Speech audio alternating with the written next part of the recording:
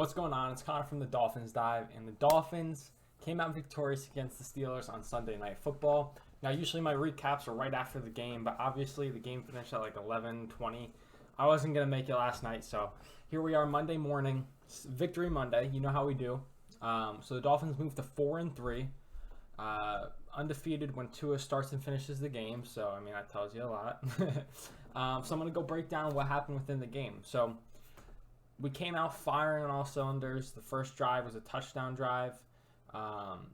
Just starting out fast, not even just in terms of success, but in terms of the rate at which we were going. It was high-paced offense, throws to Waddle, Hill, Mostert. Everyone was getting involved. But then we got slowed down.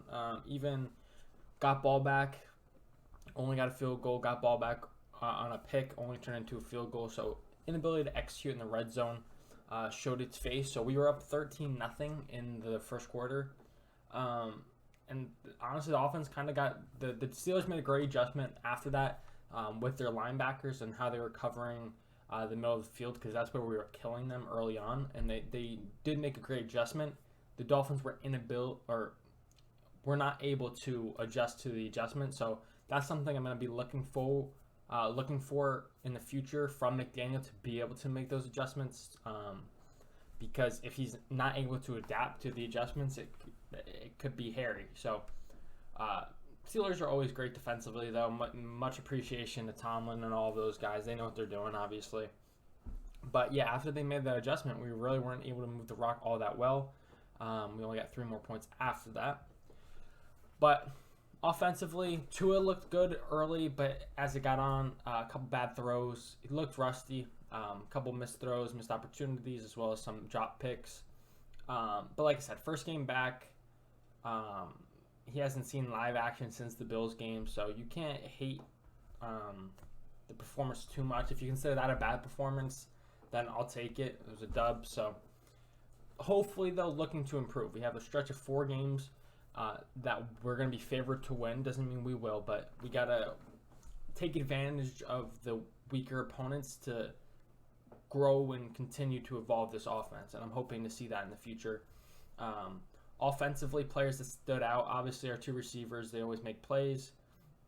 But the 2 big guys, Teron Armstead and Connor Williams, played their asses off. They both didn't let up a single pressure. And Connor Williams, I don't like PFF grades, but it's hard to quantify run blocking. But he graded out very, very well in the run blocking game.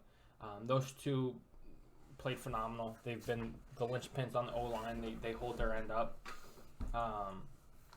So yeah, that's the breakdown offensively. It started off quick and it fell off. But we're going to get right into the defense. And they played their dicks off. Like, from start to finish. They got so many stops. I don't know how many punts they forced, but it was a lot. They literally, the Steelers just couldn't get anything going. Lots of punts. And then obviously 3 interceptions as well.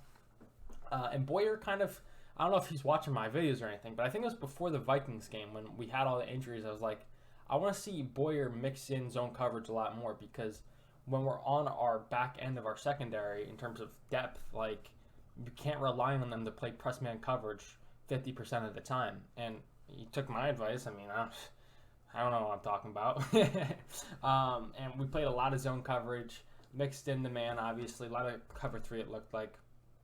And you kind of just made the Steelers dump things down. And in the moment, it's like, this is annoying because we're used to, there's always someone in coverage. So even if the ball's caught, there's someone right there to tackle, where like in zone, they find the soft spots, they catch, and then they can turn upfield for another like 4 or 5 yards. But it prevents the big play from happening. And that's what the defense did. We didn't really let up any explosive plays. And we kept everything in front of us. It was a good job. Especially when you consider all the injuries. Unfortunately, Brandon Jones went down with a knee injury. It's looking like an ACL, but it hasn't been confirmed. But honestly, as much as I hate Clayton Fedulum when he's on defense, I just have PTSD from when we played the Chiefs and Tyreek Hill exposed him twice.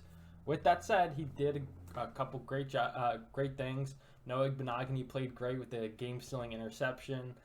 Justin Bethel with the pick. I didn't hear his name called much at all. So the defense really stepped up. The depth stepped up. Despite the injuries, they still came through. And that, I'm going to go into my defensive player of the game. It's given to 2 people because I can't make a decision. First and foremost, Jalen Phillips. He was all over the field, whether it was the run game or the pass game, or even just chasing someone down. He plays with relentless effort, and he's really showing his potential. He's starting to grow into the player that we all wanted him to be.